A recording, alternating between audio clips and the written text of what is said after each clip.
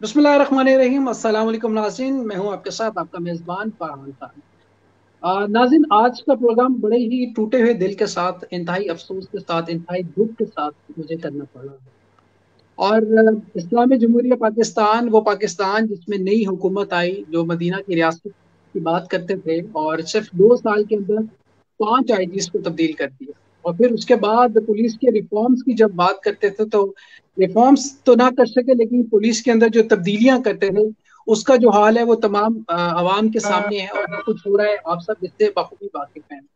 उसके बाद लाहौर सियालकोट मोटरवे पे एक अंदोनाक वाकया, एक अफसोसनाक वाकया, जिस पे जितना दुख किया जाए अफसोस किया जाए कम है।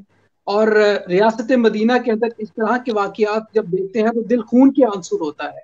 और यकीन जाने कि न सिर्फ मैं बल्कि पूरा पाकिस्तान इस टाइम दुख और अफसोस में है कि वो मदीना की रियासत, वो पाकिस्तान जिसके बारे में हम लोग बड़े बड़े दावे सुनते थे, बड़ी बड़ी बातें सुनते थे, बड़ी रिफॉर्म्स की बातें सुनते थे, लेकिन उसमें इस तरह के वाकयात और इतने अफसोसनाक वाकयात सुनने के बाद दुख होता है, अफसोस होता है।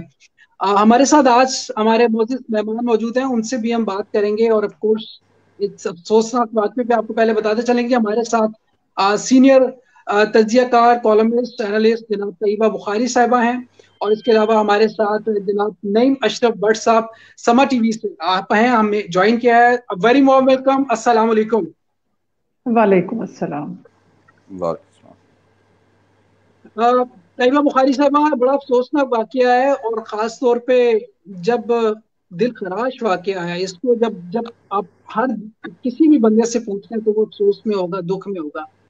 जो पुलिस रिफॉर्म्स की बातें करते हैं और उसके बाद जल्दी पे जो तेल छिड़का, वो सीसीपी लाहौर के उस बयान ने जो तूफान खड़ा कर दिया। क्या कहेंगी कि इतने इरिस्पॉन्सिबल बयानात ऐसे अफसोसनाक वाकये के ऊपर, और इस तरह का रवैया। और आईजी पंजाब ये बात कह रहे थे कि मैं सबसे पहले पुलिस के रवैये को ठीक करूंगा, और उसके चंद घंटों के बाद ये पुलिस के रवैया और उनका बयान इस तरह का आया। फरहान, सबसे पहले तो मेरे पास गुस्से, गम और रंज, ताज़ियत कह लें, कुछ भी, कोई भी लफ्ज कह लें, एक तो मेरे पास इनके सिवा कुछ नहीं है। आपने तमाम अखबारात में पढ़ लिया होगा कि इस वाक़े के हवाले से अवाम के क्या तासुरात हैं, ये वाक़या क्या था, कैसे हुआ, किसकी गलती है, किसकी जिम्मेदारी है, किसकी नहीं है, किसकी हदूद में आता है, किसकी हदूद में नहीं आता ये वाक़या या ये सानहा। जब माशरे मुनकसिम हो जाए ना, जब माशरों में इंतशार ही इंतशार हो और इज्तिमाइयत ना हो, तो फिर ऐसे जुल्म हुआ करते हैं। आपको पता है, सोशल मीडिया पे उठाइए, देखिए आप कहाँ एक हैं, आपके हर इदारे पे उंगली उठ रही है। और रियासत मदीना का जो लफ्ज आपने इस्तेमाल किया ना, मुझे तो बहुत ज्यादा दिल लरसता है, दिल कांपता है, दिल टूटता है और दिल बोझल हो जाता है ये लफ्ज सुनने के बाद। खत्मी मरतबत सल्लल्लाहु अलैहि वसल्लम की जाते बाबरकत ने 1400 साल पहले खवातीन और गुलामों के हकूक के ऊपर बात करना शुरू की थी और इस्लाम की तालीमात का आगाज किया था।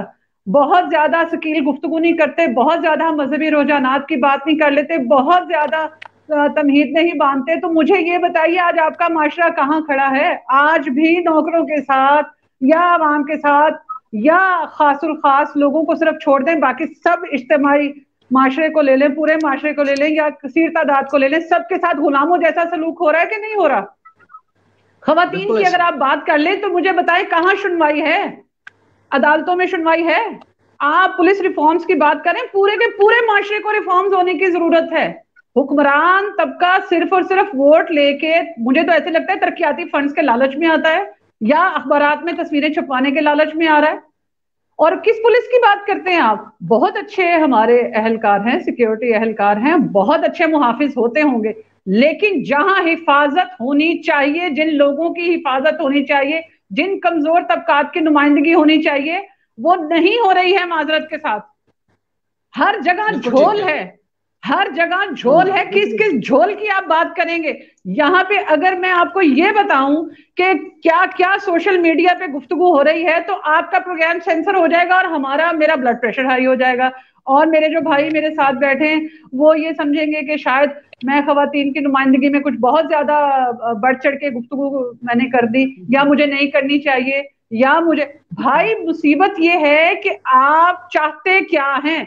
अकलियतों के हवाले हम आलमी सतह पे अपना क्या चेहरा दिखाएंगे? अकलियतों के हवाले से हमारा रिकॉर्ड खराब, खवातीन को हुकूक देने के हवाले से हमारा रिकॉर्ड खराब, खवातीन को रोजगार देने के हवाले से हमारा रिकॉर्ड खराब, खवातीन को बिल्कुल ठीक। तालीम देने के हवाले से हमारा रिकॉर्ड खराब, बच्चियों के को जो आइली मसाइल दरपेश है उनके हवाले से हमारा रिकॉर्ड खराब, हुकूमत साजी के अमल में खवातीन को लाने में हमारा रिकॉर्ड खराब। भाई आपका रिकॉर्ड दुरुस्त कहाँ है वो तो बता दें, किस किस पे बिल्कुल बात ठीक कह करेंगे रही हैं। हम? रिकॉर्ड रिकॉर्ड किसी जगह हमारा दुरुस्त नहीं है।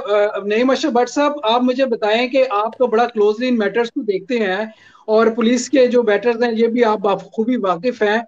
इतनी तब्दीलियां, इतने रिकॉर्ड खराब, इतने मसले, इतने मसाइल, कैसे चलेगा ये निज़ाम? निज़ाम तो बस देख लें जैसे चल रहा है, और ये कोई इसको बुरा, क्या मेरा ख्याल है बहुत ही बुरा चल रहा है। और खौफनाक बात यह है कि कोई बेहतरी की कोई उम्मीद भी नजर नहीं आती। को कम से कम ये लगे कि कोई शायद सिमत इनकी दुरुस्त है या कुछ हो जाएगा कुछ अरसे बाद। अब तो बड़ा मुझे मजबूर हूं मैं इस बात पे कि मायूसी होनी शुरू हो गई है कि हर मामले में। और ये जो वाकया है इसने तो बिल्कुल हिला दिया हमें, और रातों की नींद कह लें कि उड़ गई है। और जब भी तवज्जो उधर जाती है, बल्कि आपको याद हो कुछ अरसा पहले मैं खुद भी उसी मोटरवे का इस तरह एक्सीडेंट की सूरत में शिकार हुआ, इसी सियालकोट मोटरवे का। और उसकी वजह भी यही थी कि वहां पर ना कोई सिक्योरिटी, ना कोई पूछने वाला, 150 160 पे जा रहे हैं और कोई, और फिर बाढ़ भी नहीं थी। और उस वक्त ये चीजें मैं पहली दफा गया था और मैंने नोट की कि ये इधर तो बड़े मसले हैं। बाद में मुझे पता चला कि इधर तो ये वारदातें भी बड़ी होती हैं। खैर हमारा तो एक्सीडेंट फैमिली से पहले ही हो गया और वो एक लैदा चीज हो गई, लेकिन जो वारदातें उधर होती थी वो बहुत ज्यादा थी। लेकिन बिल्कुल ठीक है। अच्छा, इसमें अब इसमें जो सबसे अफसोसनाक बात तैयबा बुखारी साहबा ये है कि लाहौर सियालकोट मोटरवे, मैंने भी ट्रेवल किया है इसके ऊपर काफी दफा। पूरी मोटरवे पे आपको एक पुलिस का एहलकार नजर नहीं आएगा, एक बंदा पुलिस का आपको नजर नहीं आएगा। लेकिन जब आप टोल टैक्स से एंटर होंगे, आपको एक कार्ड देंगे और आपने टैक्स लाजमी पे करना है। उस टैक्स के बगैर आप लाहौर सियालकोट मोटरवे से बाहर, या सियालकोट जाना है, डस्का जाना है, गुजरू जाना, क्रॉस नहीं कर सकते। बट सब टैक्स भी ले रहे हैं और फिर उसके बावजूद पुलिस नहीं तैनात की गई, जो कि सबसे बुनियादी और पहला काम है। लोगों के जानो माल का तहफ़्फ़ुज़, उनकी हिफाजत करना, ये पुलिस की जिम्मेदारी है। ये हमारे उन हुक्मरानों की जिम्मेदारी है जो जिनको वोट दे के हम दे के आते हैं।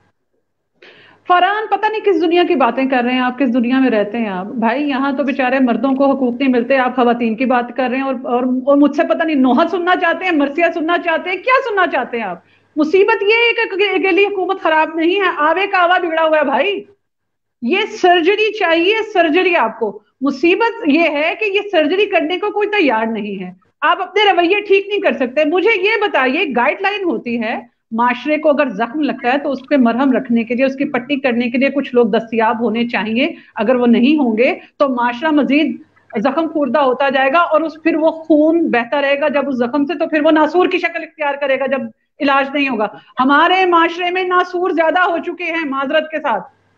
4 4 साल की बच्ची महफूज नहीं है, 6 साल की बच्ची महफूज नहीं है, बच्चे महफूज नहीं है। आप बच्ची की बात करें, बच्चे महफूज नहीं है। दर्सगाहों में बच्चे महफूज नहीं है, मदरसों में नहीं है, मस्जिद में नहीं है, स्कूलों में नहीं है, घरों में नहीं है, अपने मोहल्लों में नहीं है। कहाँ महफूज है भाई? क्या बात करते हैं आप टूल टैक्स की, और मुझे टैक्स प्लाजे की वो बात कर रहे हैं, सिक्योरिटी की बात कर रहे हैं। मुसीबत यह है कि जिसका जी जहां दी और दा लग रहा है, लगाए जा रहे हैं। भाई जो काम करने के हैं वो कीजिए। लोग, ये जिंदा लोगों का माशरा है, हम आबादी में बहुत बड़ा मुल्क है। खवातीन जो पढ़ी लिखी हैं उनको हुकूमतें क्या इंसेंटिव दे रही हैं मुझे बताएं। खवातीन अगर टैक्स भी दे रही हैं, आप बराबरी के हकूक की, जब यहां तो बराबरी की अगर बात कर ली जाए तो एक अजीब सी बहस छिड़ जाती है। ओ भाई, मुझे कोई मसला नहीं है, आप दो मेरे भाई बैठे, मैं ज्यादा महफूज हूँ, ज्यादा आसानी से खुल के बात हो रही है। और मुझे मालूम है कि खुदा ना खास्ता अगर मेरे किसी जुमले पे आपको इतराज होगा तो आप खंदा पेशानी से बर्दाश्त करेंगे, हम पढ़े लिखे लोग हैं। और आप मुझे कह देंगे बहन, मैडम, आपा, या सहाफी, या सीनियर सहाफी, या तज्जियाकार साहब, आप ये, या साहिबा आप ये बात ना करें, तो मुझे भी आगे से इसी तरह जवाब देना चाहिए। मुसीबत ये है कि आपको जवाब कहां से आ रहा है? मरहम पट्टी करने वाले तबकात कौन से हैं? किस फील्ड में खवातीन इत्मीनान का इजहार कर रही हैं? कौन सी हुकूमत है? 33% खवातीन की रिप्रेजेंटेशन की बात जिस खातून ने कही थी, भेजे में गोली खाई है उसने, कातिल ही नहीं पकड़े गए भाई। नवाबजादा लियाकत अली खान के कातिल ही नहीं पकड़े गए। बराबर की मजलूमियत है। मैंने आपसे कहा ना कि जब लाकानूनियत अपने अरूज पे पहुंचती है तो ये हाल होता है कि बच्चों के सामने माओ के साथ ज्यादती होती है। ये बच्चे दहशतगर्द नहीं बनेंगे तो क्या बनेंगे, या दहशत ज्यादा नहीं कम अज कम बनेंगे तो क्या बनेंगे? क्या बात करते हैं बिल्कुल आप? ठीक पूरा है माशरा तलपट होके रह चुका है। बिल्कुल और ऐसे ही माजरत के बात साथ क्योंकि एक और बिल्कुल वाकया मैं आपको जब तक बताऊं, जब एक और वाकया, सॉरी जब तक Farhan, I am going to interrupt you. मैं आपको एक और वाकया बताऊं, ये तो लाइमलाइट में आ गया ना मामला, या हाईलाइट हो गया। अगर मैं इसकी पूरी हमारे नईम भाई जो बैठे हैं वो बहुत अच्छी स्टोरीज देते हैं और मुनफरिद अंदाज में अपनी बात कह जाते हैं और मुनफरिद अंदाज में लोगों को समझाने की कोशिश करते हैं।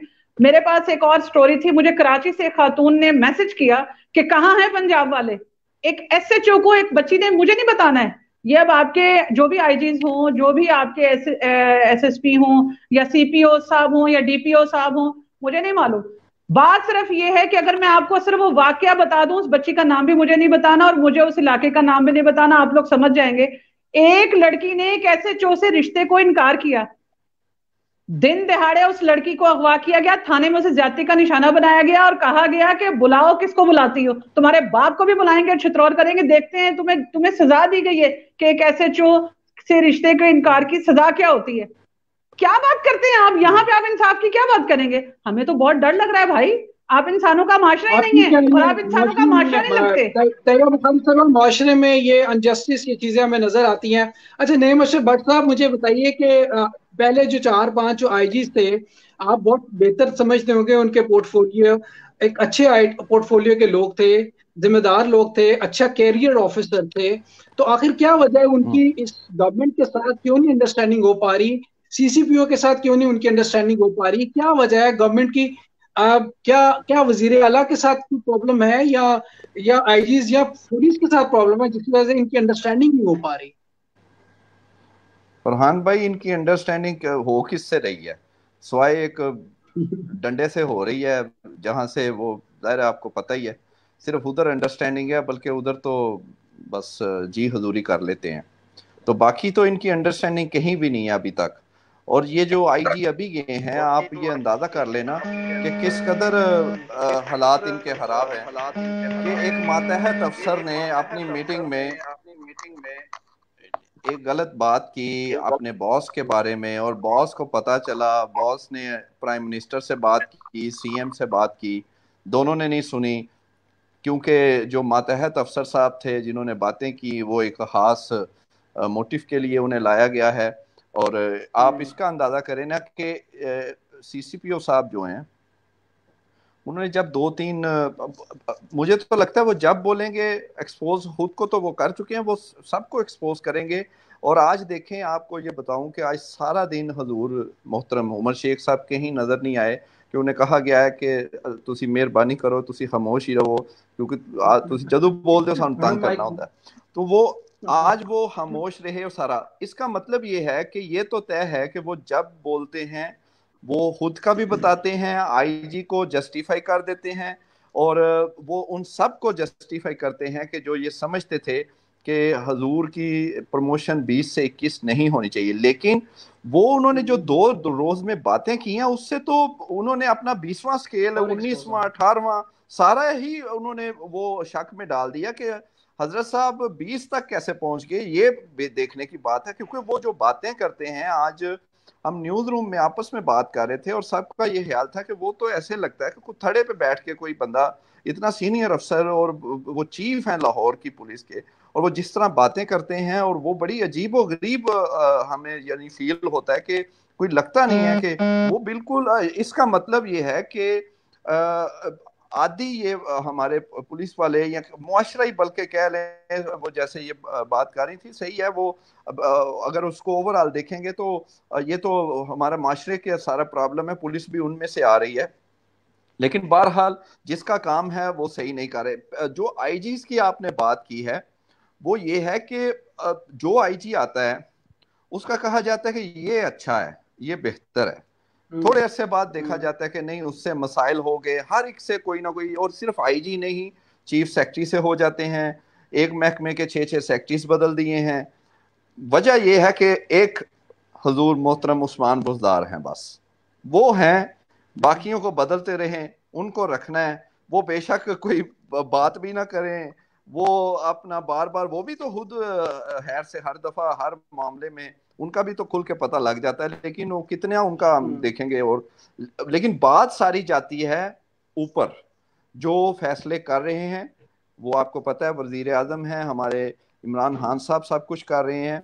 इस तरह के पंजाब में सबको पता है कि वजीर आला कितनी पावर है, कितना वो कर सकते हैं, और बल्कि उनकी खूबी ये है कि वो एक बड़े ही ताबेदार किस्म के सीएम है, कि जो खान साहब कहते हैं वो ये हो रहा है। और फिर उनको पॉलिटिकली जो हालात हैं यहाँ पंजाब में के मार्जिन बहुत कम है, मुस्लिम लीग नून बिल्कुल सर पे इनके बैठी होती है, इतने ज्यादा एमपीएस लेकर, फिर चौधरीज हैं, उसका फायदा भी बुज़दार साहब को हो रहा है। और खान साहब अगर फर्ज करें कभी सोचते भी होंगे कि अब तो मैं तब्दील कर लूं, लेकिन वो हालात ऐसे नहीं बनते, तो फिर उसका भी फायदा होता है। और हम हर सूरत में, वो चाहे ये सानिया हो, वो कोई और मामला हो, वो पुलिस हो, सिविल का मामला हो, या महंगाई हो, हर बार फिर हम उसको फेस करते हैं। एक आपको मिसाल दे दूं कि आज मैं सोच रहा था कि जैसा आपको पता है ज़ैनब केस में, फिर चुनिया वाले और जितने हुए,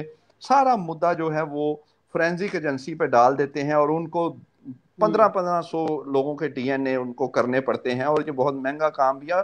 और सबसे बुरी बात यह है कि जो लाइन में लगे होते हैं केसेस ढेरों, और उनमें कई ऐसे रेप्स भी होते हैं, वो सारे पीछे हो जाते हैं और उनको ये करना पड़ता है। वजह यह है कि पुलिस अपना काम नहीं करती।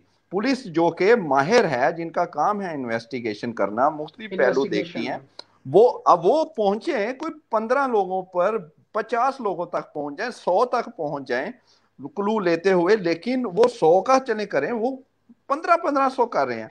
अभी इसमें भी ये हुआ है कि 2 दिन सिर्फ गुजरे हैं, और वो उन्होंने कहा है कि आप ऐसा करें, ये 2-3 गांव हैं, इनमें हर घर के जो मर्द है ना, उनके आप वो शुरू कर दें। और वो कह रहे हैं कि देखें फिर जो सारा मामला हमारा। लेकिन देखने की बात यह है कि सियासी इख्तलाफ सब कुछ अपनी जगह होगा, करप्शन केसेस सब कुछ, लेकिन आज मैं कहने पर मजबूर हूं, आप मेरे पर्सनल व्यूज अक्सर जानते भी हैं, स्टोरीज भी अक्सर उनके खिलाफ भी होती हैं मुस्लिम लीग नून के, लेकिन बहरहाल शहबाज शरीफ का ये एक बहुत बड़ा काम है जो फोरेंसिक एजेंसी उसने बना दी है ना, ये मेरे ख्याल में सबसे बड़ा काम कर गए हैं पूरे पाकिस्तान के लिए। और वो देखें कि कैसे कैसे दरिंदे जो हैं, वो जो जैनब केस का दरिंदा था, वो उन्होंने ही पकड़ा है। इसका मतलब ये है जब 1500 तक चले गए डीएनए, और जाके कहीं 1400 पता नहीं समथिंग पे पकड़ा, इसका मतलब ये है कि अगर ये ना होती तो वो दरिंदा कभी भी नहीं पकड़ा जाना था, और उसने पता नहीं कितने और शिकार करने थे। और वो इतना बिल्कुल मैं ठीक है क्या आपने कहूँ, कहा। और वो अपने, वो ऐसा खिलाड़ी, वो क्या उसको कहूँ मैं, उसके लिए अल्फाज मुझे बड़े सख्त यूज करने पड़े हैं, कि वो बदलता था, अपना रूप बदलता था हर हर वाक़े में। कभी वो दाढ़ी रख लेता था, कभी मूंछ, कभी क्लीन शेव, और वो इतना यानी था, वो कितना मुश्किल था, और बीच में आके एहतजाज भी करता बड़ा रहा। मुश्किल था अब इसी उसके तरह लिए। ये 2 लोग हैं, आपने 3 गांव कहा कि उधर देखना है, और अपना छोड़ दिया, और बस इसमें लग जाए, फोरेंसिक वालों को कह दिया। अब वो उधर तो मिल गया था, वो उस जगह पे उसी मोहल्ले में, तो इधर अगर वो 2-3 गांव में ना हुए, चले वो जो अगर तो उस गांव का है वो उधर से गायब होगा, वो उसका पता लग जाएगा। लेकिन अगर वो उधर के नहीं है, तो फिर वो कितनों के और करेंगे काम। बाहर हाल ये पुलिस का है, पुलिस को करना है। और फिर जो वाकया हुआ है, वो तो फरहान भाई यकीन करें, कोई और भी बात कर देना तो मेरा मेरा दिल करता है कि मैं ये, मेरे कान ये सुने ना, मैं मजबूर अभी आपके सामने ये बात कर रहा हूँ कि वो सही कह जो रहे हैं फिर आप। वाकया है, वो तो हम सबको पता है कि उसमें भी उस खातून को कम से कम 1 घंटा तो लगा, कि जो उन्होंने पहली कॉल और सबको बताया, और 1 घंटे बाद वो दरिंदे वहां आए। इसका 1 घंटा बहुत ज्यादा होता है। इसका मतलब ये है बहुत कि ज्यादा होता बाद में तो अभी तो नालायकी नजर आ रही है, वो असल नालायकी थी कि वो लाहौर का एरिया है, को वो इतनी वो दूर नहीं थी वो, है। और वहां पर ही और 1 घंटा कोई नहीं आया कॉल के बावजूद, और एक दूसरे को कह रहे हैं मेरा काम नहीं है, उसको कर लें, उसका नहीं है, उसको कर लें। और फिर ऊपर से ये इस तरह के बकवास याद कर रहे हैं कि पेट्रोल क्यों नहीं था डलवाया, क्यों इस वक्त निकली गई, बड़े ये सैड, बहुत क्या है। अफसोस की बातें। हाँ? हाँ, ये और इस ये तरह की जो मुहाफिज हैं, गुफ्तगू है, ये चीफ ये साहब हैं। मजीद, ये हाँ, मजीद जो है ना दुख दुख वाली गुफ्तगू। अच्छा, तैयबा दुख बुखारी वाली। साहबा ये बताइए कि तैयबा बुखारी साहबा ये बताइए कि हमारे सिस्टम के अंदर नो डाउट इश्यूज हैं, प्रॉब्लम है, गवर्नमेंट की जो अंडरस्टैंडिंग वो नहीं हो पा रही। अब आप क्या समझती हैं कि जो एक सोशल मीडिया पे एक बहुत ज्यादा शोर है कि सरेआम मिलनी चाहिए, सरेआम फांसी मिलनी चाहिए, सख्त से सख्त सजा मिलनी चाहिए, कितने केसेस और गुजरे हैं, कितने केसेस, कितने लोगों को अब तक सजा मिल चुकी है? मुसीबत ये है फरहान, आपको मैं एक बात अभी मैं थोड़ा सा इजाफा करते चलूं। फहीम साहब ने बड़े अच्छे अंदाज में, जैसे मैंने कहा, वो मुनफरिद अंदाज में अपनी बात कह जाते हैं और मुनफरिद अंदाज में जो है वो तमाम हालात वाकयात पर रोशनी डाल देते हैं। तो बात सिर्फ इतनी सी है कि 1 नहीं, 2 नहीं, 3 नहीं, 4 नहीं, 5 नहीं, 10 आईजीज भी तब्दील करने पड़े, करें। पुलिस का कल्चर आप जिस तरह चाहते हैं तब्दील करें, कोई कयामत नहीं आ जाएगी। आपकी और हमारी नौकरियां एक गलत लफ्ज छापने से अगर जा सकती हैं, आपकी और हमारी सनदों की वेरिफिकेशन जो है ना वो करवाई जा सकती हैं, तो इन लोगों के लिए भी कोई काउंटर नैरेटिव होना चाहिए। चीफ मिनिस्टर्स भी चेंज होने चाहिए। पंजाब असेंबली आपको कहां नजर आती है, मुझे ये बताएं। उसमें आपने नून लीग की बात कर ली, नून लीग के लोग नजर आते हैं, उसमें पीपल्स पार्टी के लोग नजर आते हैं, उसमें तहरीक इंसाफ के लोग नजर आते हैं, उसमें चौधरीज नजर आते हैं, उसमें अवाम की नुमाइंदगी कहीं नजर नहीं आ रही है। माजरत के साथ, जब तक आपके माशरे में ये तब्दीली नहीं आएगी कि आप अपनी सियासी जमातों से, अपने जत्थों से, अपने पॉलिटिकल ग्रुप से, अपने पावर ग्रुप से, प्रेशर ग्रुप से, यूनियनिज्म से बढ़ के आप आगे नहीं आएंगे और अपने मुल्क के लिए और अपने माशरे के लिए नहीं सोचेंगे, ये जुर्म होते रहेंगे।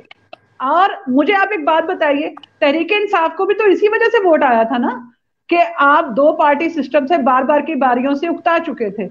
अगर, और फिर यहां पे अब एक और इजाफा भी करते चलूं, अगर सिर्फ एक डंडा ही ना हो, अगर सिर्फ एक डंडा ही ना हो, उसको साइड पर रख दें, तो आपका माशरा इससे ज्यादा बुरी हालत में सामने आएगा। कहीं ना कहीं खौफ है, जलजला इससे खराबी आती है तो वो डंडा ही काम आ रहा है। कहीं इमारतें गिर रही भाई, 4 मंजिला इमारतें, 6 मंजिला इमारतें, 30 मंजिला इमारतें गिर जाती हैं तो आपको पता चलता है कि ये गैर कानूनी है। मैंने पहले ही कहा कि उससे पहले क्यों नहीं, जब उनकी कंस्ट्रक्शन हो रही होती है, ये रातों में या आंखों ही आंखों में तो खड़ी नहीं हो जाती, लोग आके उसके नीचे दब के मर जाते हैं, फिर आप लोगों को एहसास होता है कि ये गैर कानूनी, फिर कानून हरकत में आता है। कानून उस वक्त कहां होता है जब ये गैर कानूनी काम हो रहे होते हैं। आईजी पंजाब साहब को जो भी थे, सो एंड सो, पहले वाले हैं, 5वें वाले हैं या 10वें नंबर वाले हैं, गलत ग्रेड पे भी अगर बिठा दिया गया, गलत बंदे को भी अगर कुर्सी पे बिठा दिया गया, तो वो अच्छे अंदाज में तो कम से कम बात करे। मैंने आपसे कहा कि इनमें से हर शख्स की जुबान पे नश्तर है।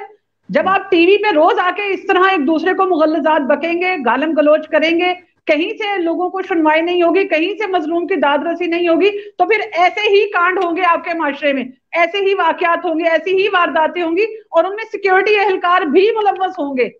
इसीलिए 1 घंटा पुलिस देर से आएगी, पूछने वाला कोई नहीं है भाई। अदालतों में जब आपको बर वक्त आपको इंसाफ नहीं मिलेगा और बर वक्त सो मोटो नहीं लिए जाएंगे और हर मामले में सियासत को घुसेड़ा जाएगा, तो फिर अवाम इसी तरह जलील होंगे, सड़कों पे जलील होंगे, और हो रहे हैं। बिल्कुल ऐसा ही है। अस्पतालों में अगर किसी ने फ्रेंसिक, एक मिनट, अगर किसी ने फ्रेंसिक लेबोरेटरी बनवा दी, माजरत के साथ मैं शहबाशी साहब के मुखालिफ नहीं हूं, लेकिन सिर्फ बात को वाजे करना, अगर उन्होंने फ्रेंसिक लेबोरेटरीज बनवा दी, कौन सा एहसान किया भाई, मेरे टैक्स मनी से बना है। अगर किसी ने 1122 सर्विस बना दी, कौन सा हमारे पे एहसान किया भाई, हमारे टैक्स के पैसे पे बना है। और अगर किसी ने हॉस्पिटल, कोई दिल का अस्पताल बना दिया, किसी ने गुर्दे का अस्पताल बना दिया, तो भाई मेरे टैक्स के पैसे बना है। मुझे ये बताएं, माशरे को मिसाली माशरा किसी ने बनाया? नहीं बनाया, क्योंकि वहां से आना कुछ नहीं है, कारोबार नहीं है वहां पे। मुसीबत यह है कि हर मामले में कारोबार, कमीशन, धौंस, जबर, धांधली है। हमारे दीनी तबके को चाहिए था कि वो आगे आते, और उनको चाहिए था वो मरहम का काम करते और वो कंडेम्ड करते कि भाई अगर अकेली औरत जेवर पहन के भी निकले तो उसकी हिफाजत जिम्मेदारी है। मुझे बताएं, जिन बहनों के भाई नहीं है, वो घरों से बगैर महरम के ना निकले, मर जाएंगी घरों पे, वो इलाज के लिए नहीं जाएंगी। ये क्या दलील है, ये क्या मंतक है? कौन समझाएगा? या जिनके भाई भी हो, बाप हो या शौहर हो, कोई डाइवोर्सी हो, किसी का बाप मर जाए, मुझे रात के 2 बजे अपनी वालदा के लिए इंजेक्शन लेने के लिए जाना पड़ा पंजाब कार्डियोलॉजी। उस वक्त मेरा भाई एक और, मैं सीनियर जर्नलिस्ट हूँ, 35 साल से शोबे सहाफत में हूँ, मैं रात के 2 बजे गाड़ी पे मुझे जाना पड़ा और मुझे डॉक्टर ने कॉपरेट किया। यही माशरा है, मर्दों का माशरा है। ताउन किया, मुझे इंजेक्शन दिया, उन्हें नहीं देना चाहिए था, मार्केट में नहीं था। लेकिन मुझे ये बताएं कि क्या महरम के बगैर अगर यही पाबंदी हो तो क्या मेरा जाना बनता है कि नहीं जानता? मैं अपनी माँ को बचाऊं या मैं आपकी तालीमात को या आपके इस रवैये को बचाऊं कि मुझे बाहर नहीं निकलना है? क्या हो क्या रहा है? हमने दुनिया में तरक्की करने के लिए अपने लिए क्या पैरामीटर्स बनाए हैं? आप एजुकेशन बिल्कुल बच्चों ठीक को है दे रहे हैं, आपने। उनको रोजगार नहीं दे पा रहे। आप एजुकेशन दे पा रहे हैं तो बिल, शऊर नहीं बिल, दे पा रहे। आप शऊर दे पा रहे हैं तो तशद्दुद नहीं रोक पा रहे। तशद्दुद नहीं रोक पा रहे हैं तो आप बताइए कि आप फिर डेमोक्रेसी की बात करते हैं? ये मंजिल दर मंजिल चलेगा, ये प्रोसेस है। आप इसको जब एक पायदान पे नहीं जाएंगे, डायरेक्ट 10वें या चौथे या तीसरे पायदान पे कदम रखेंगे तो गिरेंगे, लड़खड़ाएंगे, मुंह मुंह बिल्कुल ऐसा नाक ही है। आप तुड़वा बैठेंगे और अच्छा मुंह नाक हमारे माशरे ये की टूट रही है। आप ठीक कह रही हैं, ये हमारे माशरे के ये अफसोसनाक ये बातें हैं। अच्छा, मुझे फाइनली नई मशर बट साहब मुझे ये बताइए कि जब वकुआ हो जाता है, जब कोई इशू बन जाता है, तब कानून हरकत में क्यों आता है? आज की खबर आपको पता है जैसे कि अब 250 के करीब जो एहलकार हैं वो सियालकोट और लाहौर सियालकोट मोटर पे तैनात कर दिए गए हैं। तो ये एहलकार पहले क्यों नहीं तैनात किए गए? टैक्स पहले भी लेते थे, टूल टैक्स सब कुछ होता था, पहले क्या प्रॉब्लम थी जो अब जब वकुआ हो गया है इतना अफसोसनाक? यही तो बात है, अगर पहले हो तो ये इतना दिल खराश वाकया क्यों होता। और मैं आपको बताया कि जब 2 3 4 महीने पहले एक्सीडेंट मेरा हो, तो मेरे भाई डॉन न्यूज़ के लिए लिखते हैं, तो उन्होंने एक बहुत लंबा आर्टिकल लिखा और उसमें आरपीओ गुजरांवाला और मुख्तलिफ सियालकोट के डीपीओ इनके सब के हवाले देकर उनके लेटर्स के उसमें लिखा कि ये मुतअद्दिद दफ़ा ये लिख चुके हैं मोटरवे के आईजी साहब को, हुकूमत को, कि ये बहुत बड़ा इधर इशू है, इधर आप मोटरवे पुलिस लगा दें। अब जब आपको आरपीओ ये सब कह रहे हैं, अभी भी तो पंजाब पुलिस के लगाए, आप उनको उसी वक्त ये जो देते कि भाई आप अपने थोड़े से जो हैं वो उधर उनको इजाजत ही दे देते, जब आपको बार बार वो पूछ रहे हैं। तो ये किस मामले में ये पहले जागे हैं, और जहां ये जागते हैं बाद में, और वो आप देख लें कि वो उसमें वो अगर कोई रोजमर्रा इस्तेमाल की चीजें हैं वो इतनी महंगी हो जाती हैं, और वो जो माफिया जिसको कहते हैं वो उसी तरह रहते हैं। सबसे बड़ा इशू ये है कि हुकूमत जो है, जो इन्होंने एक दावे वादे और जो तब्दीली का बताया था, उसकी सबसे उसके खिलाफ और उसकी बदतरीन मिसाल ये जो आईजी वाला मामला हुआ है ये है। जो खान साहब कहते थे ये टोटली उसके अगेंस्ट है, बल्कि उससे दो हाथ आगे हैं कि एक अगर उसने 2 3 दफा अपने आप को एक्सपोज कर दिया हजूर सीसीपीओ साहब ने, तो कम से कम आप जी हाँ, उसे वो फिर बिल्कुल बचाएं तो ठीक ना कहा। बचाने से मुराद आप डिफेंड तो ना करें। अगर नहीं भी हटाना तो ये तो कह दें कि नामुनासिब है। आप उनका अब असद उमर अंदाजा करें यार, असद उमर जो जाहरी तौर पे मैं कहूंगा, मैं मजबूर हूं ये कहने पे कि जाहरी तौर पे बड़े जनाब पढ़े लिखे इंटेलेक्चुअल, वैसे तो मुझे अक्सर उनके जो चीजें नजर आती हैं वो उलट ही हैं। अब इस मामले में वो हजूर जी का ऑन रिकॉर्ड बयान सुने, मैं हैरान हूं। मैंने आज उस पे एक प्रोग्राम में कमेंट भी किया, सुना है, देखा है, बल्कि वीडियो है। वो कह रहे हैं यार एक ठीक है, अगर किया है गलत भी है तो बयान इसमें क्या है? बयान अगर उसने ऐसे दिया है, ये कोई कानून की खिलाफ वर्जी तो नहीं की। ये सीनियर वजीर कह रहा है, वफाकी वजीर जो अल्लाह, बड़ा अरस्तू है, आप अरस्तू साहब जो हैं वो कह रहे हैं कानून की क्या खिलाफ वर्जी की है, ये कानून हमें बताएंगे। अरे और ये नहीं बातें भाई, इनकी सॉरी सॉरी, नहीं पुरानी भाई, सुने। मैं आपको, मुझे आपको कता कलामी माफ, कता कलामी जी माफ। जी ये तकलीफ इन्हें इन्हें इन्हें अब तकलीफ महसूस नहीं होती। ये लोग आदी हो गए हैं, इन्हें अब हम्म। तकलीफ महसूस नहीं होती आवाम की। हमारे अब आप ऊपर ये देखें लहजों के एक, हवाले से हमारे ऊपर क्या गुजरती है, इनके रवैयों से हमारे दिलों पे क्या गुजरती है, इनको कोई एहसास नहीं है। अब एक तरफ वो हैं और दूसरे जो जिनका कोई इतना है, पहले तो कभी वो किसी मामले में इस तरह नहीं आए थे, एहतसाब एहतसाब बस करते थे। वो हुजूर इधर डिफेंड करने लाहौर आ गए हैं और साथ खड़े होकर कह रहे हैं कि गलत मतलब लिया गया इनका। और तीसरे जिन्होंने फैसला करना है, जिनका इख्तियार है, हजरत किबला मोहतरम वजीर आला साहब उस्मान बुजदार साहब, वो उनको बार बार पूछा जा रहा है कि बताए क्या करना है। वो कह रहे हैं कमेटी बनाई है, कमेटी बनाई है वो वाकई के लिए, उनके लिए नहीं। वो देखेंगे, हाँ देखेंगे देखेंगे, यानी वो जिसने इख्तियार है, जिसका, वो ये कह रहे हैं। और जो जिन्होंने कंडेम करना है या कहना है गैर मुनासिब है, वो उसको डिफेंड का वो कह रहे हैं क्या बात है, बयान ही है ना कोई, इसको ऐसे ही आप कर रहे हैं।